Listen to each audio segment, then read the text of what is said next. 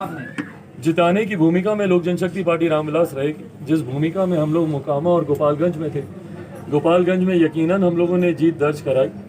मोकामा में भी मैं बता दूं, अगर कोई सोचे कि भैया ये महागठबंधन की जीत हुई है, मुझे लगता है हर जानकार व्यक्ति, और आप सब बुद्धिजीवी वर्ग से आते हैं, आपको बताने की जरूरत नहीं है, वो महागठबंधन की जीत नहीं, वो व्यक्ति विशेष की जीत है।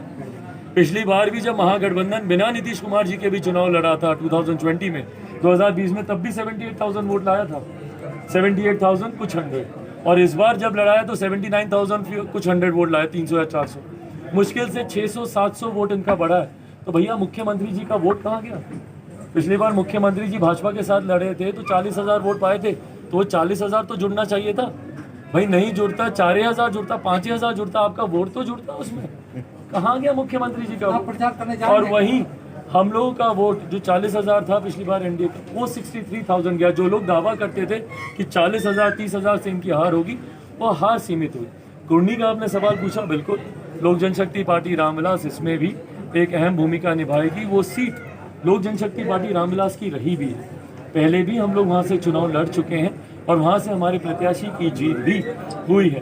तो ऐसे में पार्टी का एक जनाधार है वहाँ पे, तो इसमें प्रत्याशी एक बार तय हो जाए, मुझे लगता है जल्द भाजपा और हम लोग मिलकर हम लोग उसकी घोषणा हम लोग कर देंगे, उसके बाद पार्टी लगेगी उनको जिताने। सर, गृह मंत्री से आपकी लंबी मुलाकात हुई है, क्या बिहार में कुछ अलग समीकरण बन पाएगा क्या? भाई अब इससे अलग तो क्या ही बनेगा, फिलहाल जो बना हुआ है।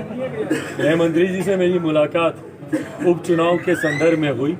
चुनाव में समर्थन देने को लेकर भारतीय जनता पार्टी का शीर्ष नेतृत्व लंबे समय से मेरे संपर्क में था, और ये फैसला पार्टी के द्वारा लिया गया आदरणीय गृह मंत्री जी से मुलाकात के बाद कि लोक जनशक्ति पार्टी रामविलास इन उपचुनावों में भारतीय जनता पार्टी के प्रत्याशियों का समर्थन करेगी।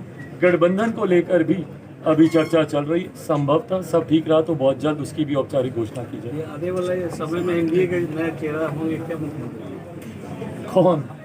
अरे प्रभु, हम बिहार और बिहारियों का प्रतीक हैं, उनकी जन भावनाओं का प्रतीक हैं। जब जदयू के राष्ट्रीय अध्यक्ष बोलते हैं चिराग मॉडल ने हम लोगों को हराया, चिराग मॉडल सिर्फ जन भावनाओं का प्रतीक है। आज भी मैं सिर्फ युवाओं की भावना को या उनके आक्रोश को एम्पलीफाई करना चाहता हूं, सरकार तक पहुंचाने का मैं काम कर रहा हूं। जैसा मैंने कहा, मेरा लक्ष्य अगर किसी मंत्री पद या कोई बड़ा वो होता तो मैं मुख्यमंत्री जी के सामने नतमस्तक हो जाता 2020 में, तो मैं जो चाहता वो पद मैं पा सकता था, पर मेरी